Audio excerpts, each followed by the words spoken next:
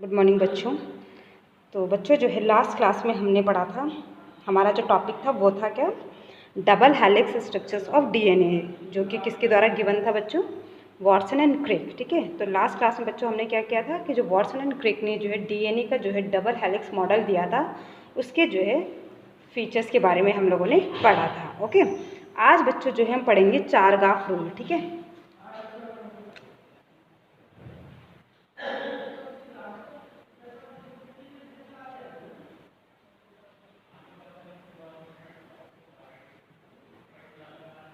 ठीक है बच्चों, आज का टॉपिक है बच्चों हमारा क्या, चारगाफ रूल्स। तो चारगाफ जो रूल है बच्चों, ये सिर्फ जो है डबल हेलिक्स स्ट्रक्चर्स पे ही जो है एप्लीकेबल होता है, यानी कि जो चारगाफ रूल है वो डीएनए पे ही एप्लीकेबल है, ये सिंगल स्ट्रैंडेड आरएनए पे जो है एप्लीकेबल नहीं होता है। ठीक है, तो चारगाफ जो है, ये जो है चारगाफ जो है एक साइंटिस्ट थे, ठीक है, जिनका नाम था जो है नाम जो था क्या था, अरविंद चारगाफ था। इन्होंने जो है 1950 में जो है 1950 में जो है क्या किया था, एक फॉर्मूला दिया था। ठीक है, क्या था वो फॉर्मूला, ठीक है, डीएनए कंटेंट को लेकर जो है इन्होंने जो है क्या दिया था, एक रूल दिया था। ठीक है, तो वो रूल क्या था बच्चों, या वो फॉर्मूला क्या था, तो सबसे पहला जो रूल था इनका वो ये था बच्चों कि इन्होंने कहा कि हमने क्या कहा था बच्चों कि जो डीएनए का स्ट्रैंड होता है, ये डबल हेलिकल स्ट्रैंड होता है ना, ये जो है क्या होता है, इसके जो दोनों स्ट्रैंड होते हैं वो बीच में जो है क्या होती है, नाइट्रोजनस बेसिस के द्वारा जो है क्या होते हैं, जुड़े हुए होते हैं। और ये जो नाइट्रोजनस बेसिस होते हैं ये डबल और ट्रिपल हाइड्रोजन बॉन्ड के द्वारा आपस में जुड़े हुए रहते हैं। ठीक है, तो नाइट्रोजनस बेसिस क्या क्या थे हमारे पास बच्चों, प्यूरिन और पिरिमिडिन थे, है ना। तो जो चारगाफ रूल है वो ये कहता है कि जो प्यूरिन होता है वो हमेशा इक्वल होता है किसके, पिरिमिडिन के। ठीक है, तो क्या कहा चारगाफ ने कि प्यूरिन, ठीक है, प्यूरिन किसके इक्वल होता है, पिरिमिडिन के। ठीक है,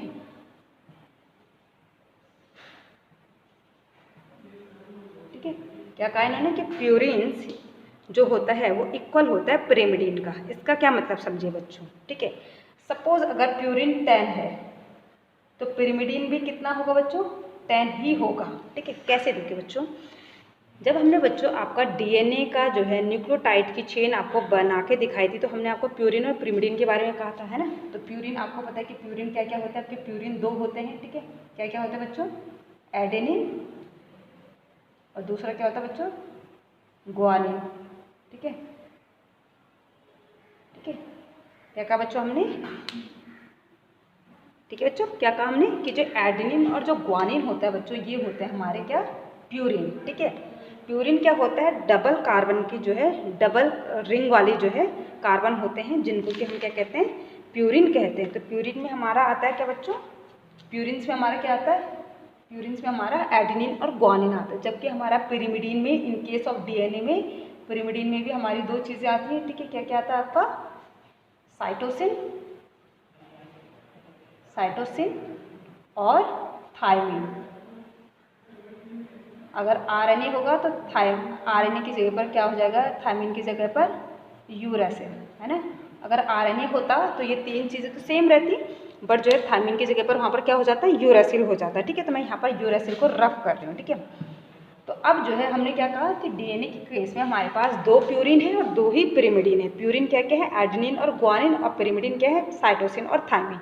तो हमने एक और चीज़ आपको बताई थी बच्चों कि जो नाइट्रोजनस बेसिस होते हैं ये ऐसे नहीं है कि रैंडमली किसी के साथ भी कोई भी जो है कंबाइन हो जाएगा। ठीक है, हमेशा जो है प्यूरिन जो है पिरिमिडिन, हमेशा प्यूरिन की जो अपोजिट होगा वो पिरिमिडिन ही होता है। ठीक है, जैसे सपोज ये हमारा डीएनए का स्ट्रक्चर है बच्चों, है ना, तो ये क्या है हमारे यहाँ पर, ये नाइट्रोजनस बेसिस है। तो अगर यहाँ पर जो है बच्चों आपका क्या है, एडेनिन है, तो एडेनिन के जो अपोजिट है वहाँ पर हमेशा पिरिमिडिन होगा क्या, थायमिन।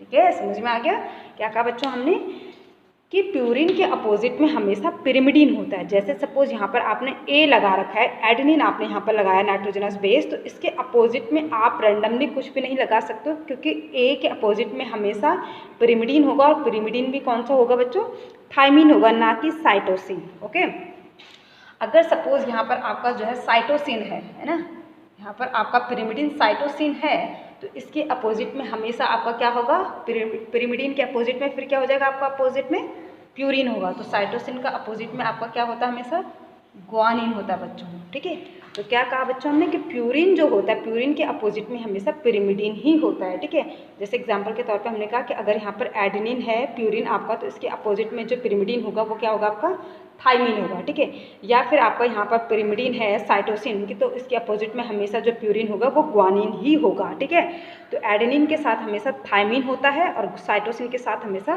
ग्वानिन ही पेयर होता है या इसके अपोजिट में होता है। ठीक है, तो अब देखिए बच्चों इसको समझिए। ठीक है, तो ये क्या कह रहा है, चारगाव का फर्स्ट रूल, ठीक है, डीएनए को लेकर ये कह रहा कि प्यूरिन के इक्वल ही पिरिमिडीन होगा, यानी कि अगर 10 प्यूरिन है तो 10 ही पिरिमिडीन होंगे। ठीक है, कैसे, ठीक है, क्या कहा हमने कि अगर 10 प्यूरिन है, सपोज आपका जो है एडेनिन है, ठीक है, आपका प्यूरिन में क्या क्या हो गया, एडेनिन हो गया और दूसरा क्या हो गया आपका बच्चों, ग्वानिन हो गया।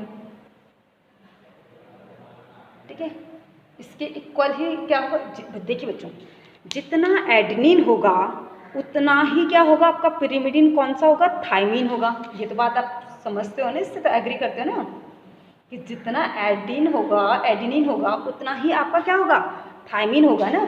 ऐसा तो नहीं ना कि आपका एडेनिन जो है यहाँ पर जो है क्या है 10 है और यहाँ पर थाइमिन जो है 2 ही है, ऐसा पॉसिबल हो सकता है, नहीं हो सकता है। ठीक है, ठीक है स्टूडेंट, तो क्या कहा हमने कि जितनी एडेनिन होगी उतनी ही जो है आपके क्या होंगे, थाइमिन होंगे। क्यों, क्योंकि एडेनिन के साथ जो पेयर करता है वो क्या करता है, थाइमिन करता है। ठीक है, और जितनी ग्वानिन होगा उतना ही जो है क्या होगा आपका, साइटोसिन होगा,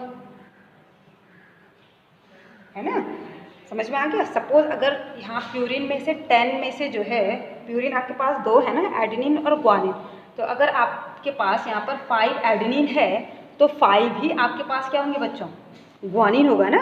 जब आपके पास प्यूरिन आपके पास सपोज 10 है, ठीक है, तो इसमें से जो है आपके जो है सपोज आपने कहा कि 5 एडेनिन है, तो बिना सोचे समझे ही आपके जो है 5 क्या होंगे, ऑब्वियसली ग्वानिन होंगे।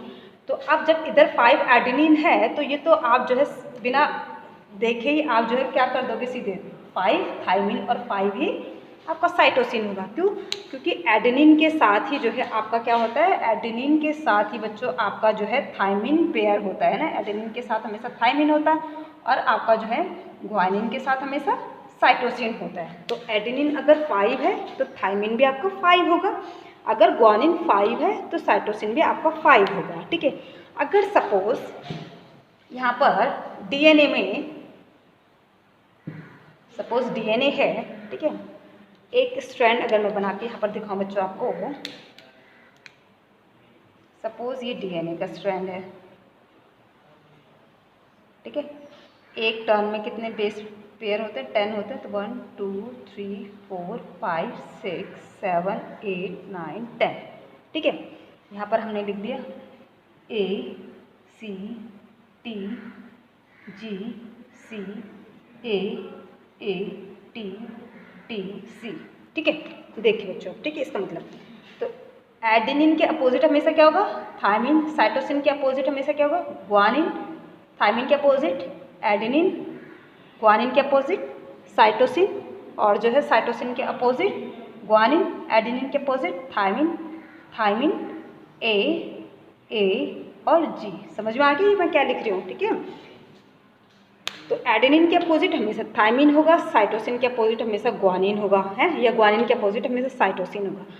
तो अगर मैंने कहा कि इस स्ट्रैंड में सपोज हमने कहा कि कितने आपके जो है एडेनिन है, ठीक है, यहाँ पर सपोज हमने कहा कि जो है अब हमने यहाँ पर 10 है, ठीक है, 10 है नहीं है, तो हमने कहा कि यहाँ पर एडेनिन कितना है, 1,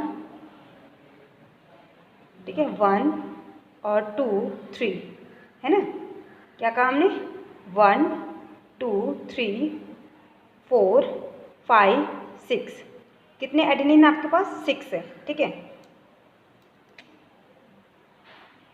सपोज हमने कहा कि 6 एडेनिन है, ठीक है, और हमने कहा कि 4 ग्वानिन है, ठीक है, 10 हो गया ना, 6 + 4 क्या हो गया, 10 हो गया। ठीक है बच्चों, तो अगर एडेनिन आपके पास 6 है, 1 2 3 4 5 6, अगर आपके पास एडेनिन है तो ऑब्वियसली बच्चों आपके पास ग्वानिन कितना होगा, 4 ही होगा ना। कैसे, देखो 1 2 3 और 4, तो क्यों? क्योंकि प्यूरिन आपके पास 10 है, ठीक है, तो उसमें से 6 आपने कहा एडेनिन है, तो 4 ही आपके पास ग्वानिन होंगे, ठीक है। तो आपने इस स्ट्रैंड में भी देख लिया कि आपके पास 4 ग्वानिन है, 1 2 3 और आपका 4, तो कितने हो गए? 1 2 3 और 4 ग्वानिन हो गए, ठीक है। तो जब आपको पता चल गया कि 6 एडेनिन है, तो 6 ही क्या होंगे बच्चों आपके पास? थायमिन होंगे। देखिए 1 2 3 4 5 6, तो जितने एडेनिन है उतना ही क्या होगा आपका? थायमिन भी होगा, तो 6 ही आपके पास थायमिन होगा। ग्वानिन आपके पास 4 है, तो साइटोसिन भी आपके पास क्या होगा? 4 ही होगा, ठीक है। देखिए काउंट करके देख लीजिए, 1 2 3 और 4 हो गया। तो अगर जो है एडेनिन की यहाँ पर आप प्यूरिन में एडेनिन 6 है, तो ग्वानिन ऑब्वियसली 4 ही होगा, ठीक है। या फिर अगर ग्वानिन जो है 6 है तो एडेनिन 4 ही होगा, और अगर एडेनिन 6 है तो ऑब्वियसली थायमिन भी 6 ही रहेगा, और ग्वानिन अगर 4 है तो ऑब्वियसली साइटोसिन भी जो है क्या होगा बच्चों? 4 ही रहेगा। तो फर्स्ट रूल था ये चारगाह के कि प्यूरिन हमेशा जो है पिरिमिडीन के इक्वल होता है। तो आपको इस एग्जाम्पल के थ्रू समझ में आ गया होगा, ठीक है। सेकंड बच्चों इन्होंने क्या कही, इसी से जो है सेकंड बात इन्होंने कहा अपने रूल में, जो कि डीएनए पे ही एप्लीकेबल होता है। वो क्या कहा इन्होंने? सेकंड रूल इन्होंने कहा कि amount of adenine equal to amount of thymine, ठीक है। तो यही चीज़ तो हम अभी ऊपर भी डिस्कस कर रहे थे। अमाउंट ऑफ एडेनिन, ठीक है, amount of adenine equal to amount of thymine, ठीक है। जितना एडेनिन की अमाउंट होगी बच्चों, उतनी ही जो है थायमिन की भी अमाउंट होगी, है ना। ये अभी हमने आपको क्लियर कर दिया था, ठीक है। और दूसरी चीज़ क्या हो जाएगी आपका कि amount of guanine, amount of guanine equal to amount of, किसकी अमाउंट किसके इक्वल होगा बच्चों? अमाउंट ऑफ साइटोसिन, ठीक है। तो जितना आपका ग्वानिन होगा उतना ही आपका जो है क्या भी होगा बच्चों? साइटोसिन होगा। क्यों? क्योंकि प्यूरिन इक्वल टू पिरिमिडीन, ठीक है बच्चों। नेक्स्ट है बच्चों आपका जो है, इसका जो है इन्होंने इसको जो है फिर जो है इन्होंने जो है एक जो है फॉर्मूला के थ्रू जो है रिप्रेजेंट किया है, जो कि है आपका जो है क्या,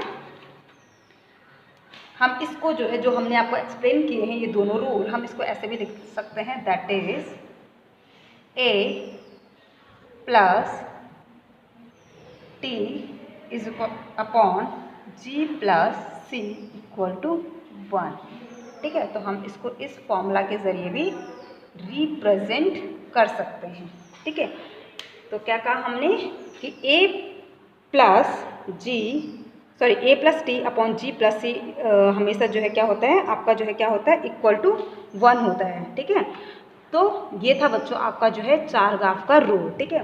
तो चारगाफ ने क्या किया था कि डीएनए के स्ट्रैंड को लेकर जो है क्या किया था, इन्होंने जो है अपने कुछ रूल दिए थे, और जो कि बिल्कुल एग्जैक्टली बिल्कुल सही है कि इन्होंने कहा कि प्यूरिन हमेशा पिरिमिडीन के इक्वल होगा, ठीक है। हमेशा अमाउंट ऑफ एडेनिन जो है इक्वल होगी किसके? अमाउंट ऑफ थायमिन के, और अमाउंट ऑफ ग्वानिन इक्वल होगी अमाउंट ऑफ साइटोसिन के, और जिसको कि उन्होंने जो है एक फॉर्मूला के फॉर्म में रिप्रेजेंट किया था कि A plus T upon G plus C is equal to 1, okay.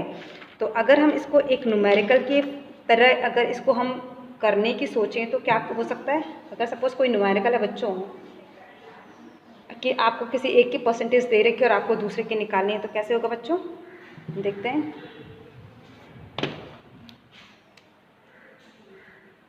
ठीक है, सपोज बच्चों को आपको क्वेश्चन दे रखा है कि in a double stranded DNA, question है इन अ, ठीक है, डबल स्ट्रैंडेड डीएनए, इसको शॉर्ट में लिख देती मैं, डबल स्ट्रैंडेड डीएनए, ठीक है। Thymine is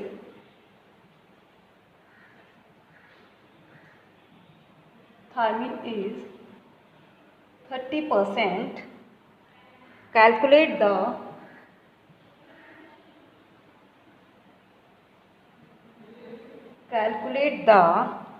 percentage of guanine, ठीक है।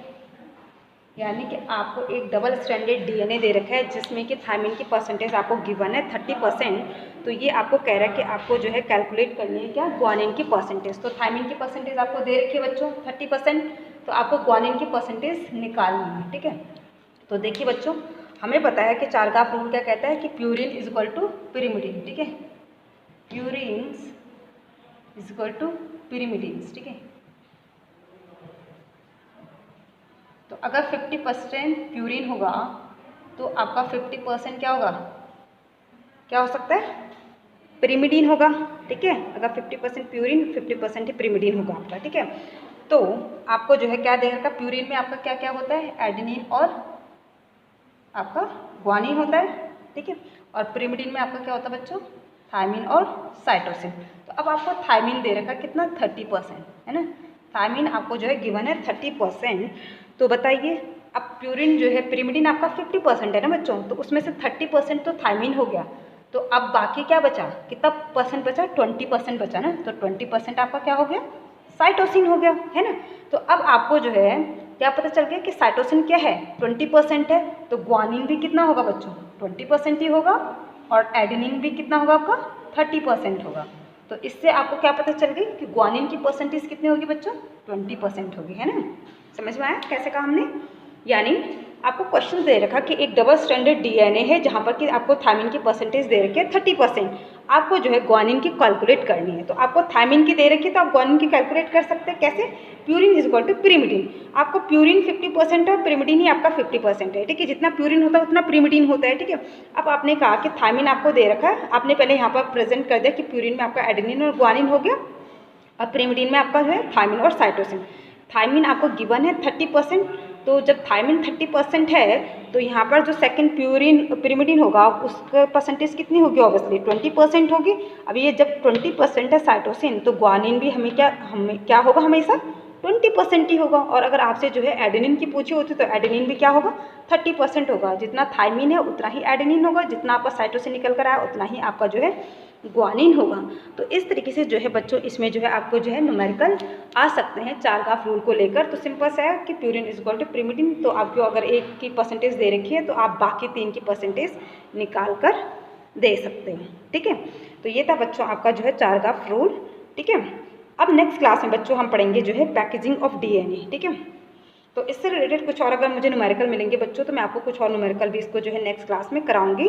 ठीक है, तो सारे न्यूमेरिकल होंगे इसी तरीके से कि अगर आपको किसी भी एक जो है प्यूरिन या पिरिमिडिन की जो है परसेंटेज दे रखी है तो आप दूसरे प्यूरिन और पिरिमिडिन की जो है परसेंटेज कैलकुलेट करके निकाल सकते हो। ठीक है, तो आई होप कि बच्चों आपको जो है चारगाफ रूल जो है समझ में आया होगा। तो कुछ नहीं था इसमें, हमने क्या कहा कि जो चारगाफ थे इन्होंने कहा ये जो सबसे पहली बात तो ये बच्चों कि जो चारगाफ रूल होता है ये हमेशा जो है डीएनए स्ट्रैंड पे ही यानी कि डबल स्ट्रैंड पे ही एप्लीकेबल होता है ना। सिंगल स्ट्रैंड में तो आप बात ही नहीं कर सकते ना बच्चों। सपोज ये सिंगल स्ट्रैंड है तो यहाँ पर कितना एडेनिन है, कितना यूरेसिल है, कितना ग्वानिन है, कितना आपका जो है साइटोसिन है, आपको नहीं पता चलेगा।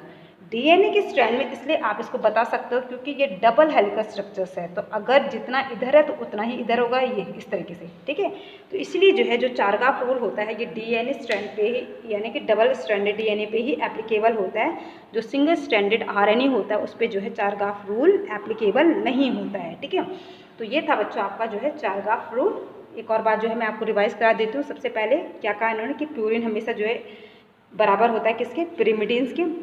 जो अमाउंट ऑफ आपका एडेनिन होता है ये इक्वल होता है आपका जो है अमाउंट ऑफ थायमिन के, और जो अमाउंट ऑफ ग्वानिन होता है ये इक्वल होता है अमाउंट ऑफ साइटोसिन के। ठीक है, जिसको लेकर जो है इन्होंने जो है एक जो है फिर क्या किया था, फॉर्मूला दिया है जो कि क्या है आपका A+ क्या था बच्चों, A+T/G+C=1। ठीक है, और इससे रिलेटेड ये एक न्यूमेरिकल था जो कि मैंने आपको कराया है। तो आई होप कि बच्चों आपको जो है ये कॉन्सेप्ट आपका समझ में आया होगा। ठीक है, तो नेक्स्ट डे में आपका जो है इसी से रिलेटेड जो है आपका जो है क्वेश्चंस भी शायद आपको कराऊंगी। ठीक है, या फिर आपको दूंगी। ठीक है, ओके बच्चों, थैंक यू।